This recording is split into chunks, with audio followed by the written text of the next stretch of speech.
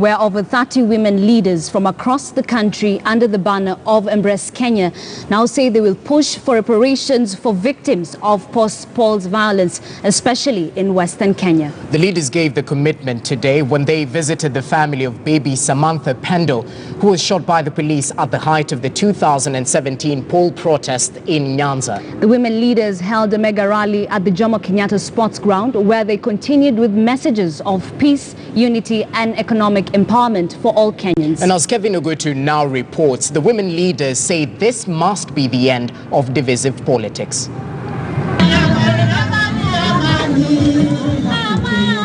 4 months after a judicial inquest recommended the prosecution of 5 commanders for the death of baby Pendo, women leaders in Kenya under the Embrace Kenya banner made their way to Mama Pendo's home on Friday morning.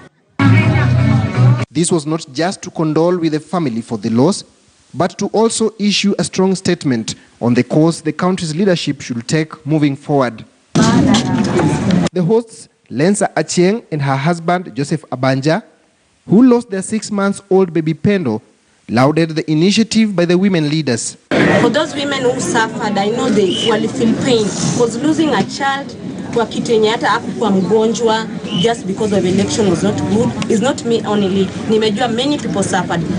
The sprawling Nyalenda slum, which is one of the informal settlements in Kisumu city, has been a hotbed of chaos during political unrests, and this is where 6-month-old baby Pendo lost her life at the hands of a cruel police officer in the disputed 2017 presidential poll results.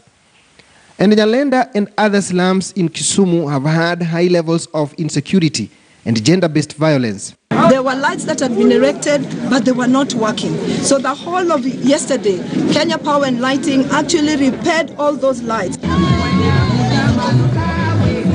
And now these women leaders want to put pressure on the government to compensate the likes of Pendo's parents. In last year's budget and this year's budget, there is a 10 billion shilling fund that has been set aside for reparation of historical injustices, some of these included. So our responsibility moving forward is going to be, and as Embrace we want to take this up, is going to be to make sure, and as my colleagues had said, that this reparation process begins so that we do not finish the financial year without putting in place the necessary regulatory mechanism, policy and regulations that will enable us to compensate all victims of historical injustices, including those of post-election violence in this region.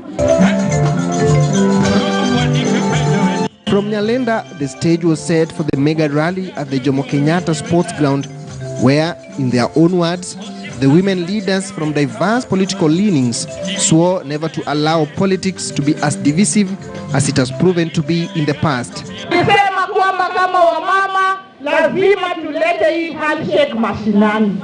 Na si kuleta handshake peke yake. Na si kupiga siasa. Ni kusema tupate amani na pia tulete maendeleo. Ndio kwa sababu leo Mama Rosa ameleta hapa vitu vya ngafu. Check ya 20 million shillings kwa wamama groups. Boda boda kwa vijana wetu. Ni kazi ama sio kazi jamani? I, as Rachel Shebesh, my best friend has always been Rosa Buyu. Always. But when elections came, Rosa and I could not be seen together.